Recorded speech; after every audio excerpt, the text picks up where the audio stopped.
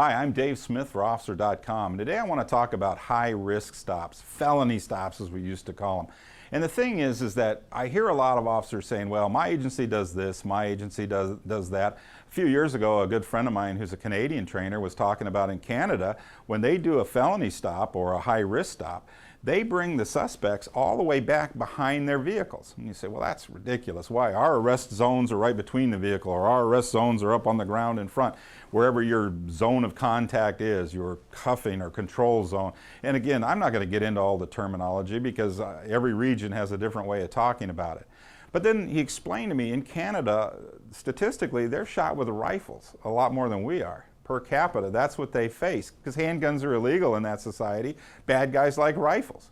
Well, now in this day and age, we're facing the same problem. The #1 caliber that's killing officers in the United States in handguns is the 9, which does have good penetration in a vehicle, and with rifles, a 7.62 by 39, or what we might say, you know, the AK-47 round. So we might think about, well, the Canadians have a point to bring it in and make their arrest zone at the back of the vehicles. A lot of people also argue with me that, well, you know, we like to have everybody down in front, then we go forward. Well, you're going to go forward with an uncleared vehicle. I like to bring them back into a controlled area, search them or cuff them, search them, and then get them controlled, then have some plan to clear the vehicle, clear the trunk, clear the vehicle, all these different ways.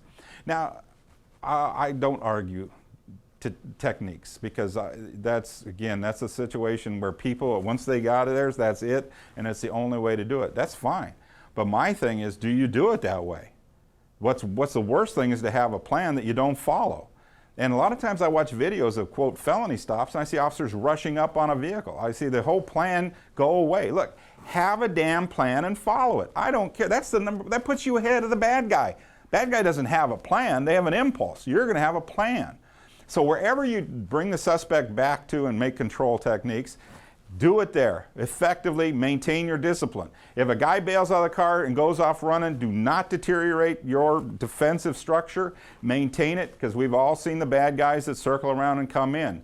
This is why we compensate. This is why we train. That's why we practice. Right now, if you're in your briefing, sit there and talk to each other about what ifing in a felony stop. What if in that next high-risk stop the driver of the vehicle bails out into the alleyway, and now you're stuck with 3 people in the vehicle who are non-compliant and the guy running around the neighborhood?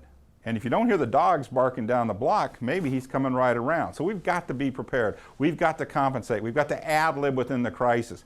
Having a plan allows us to do that ad-libbing effectively and safely. So whatever your felony stop techniques are, whatever your high-risk stop is, practice it, follow it, and maintain your discipline. I'm Dave Smith, and we'll see you again.